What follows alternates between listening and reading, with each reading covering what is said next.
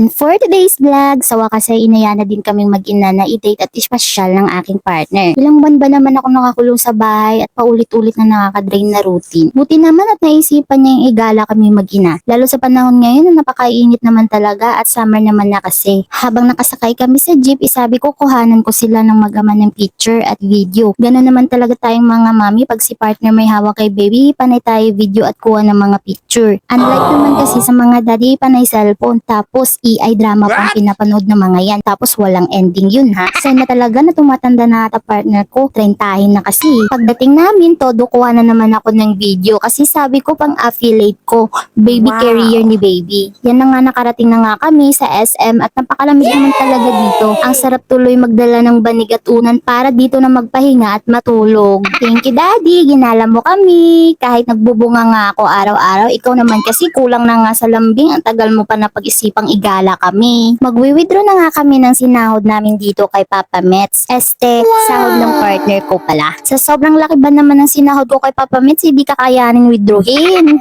Antok na yung baby namin, pero sinusulit niya yung lamig at yung nakikita niya sa paligid niya. Kaya kahit antok na yan, pinipigilan niya antok niya. Ikaw ba naman kasi ngayon lang makalabas sa lungga at makaranas ng gala. And for the first time, may complete family video kami. Habang nag-aantay sa pila, panay ako flexing ulit ng bag at baby carrier ni baby. Pang-affiliate nga ni.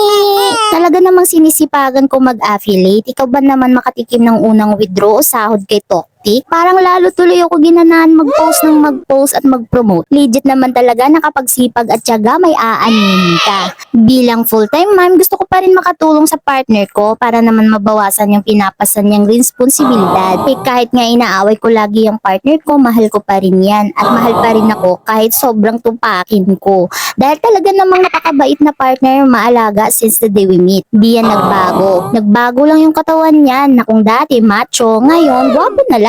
Salamat naman mga kalangga kahit papano sinuportahan niyo ako sa aking munting bahay. Limited lang talaga ang nakuha kong moments dito kasi pasuko na yung CP ko. Isa pa ito sa problema ko kaya ang hirap mag-edit ng mga vlogs gawa ng naglolo ko minsan ng storage ng phone ko. Kaya naman kapag umayon sa akin yung tadhana na pumaldo ako, una ko talagang investment yung high quality camera for vlog para din ako nahihirapan sa pag-edit at pag-save ng mga records. Thank you mga kalangga! Hanggang dito na lang! Thank you for watching!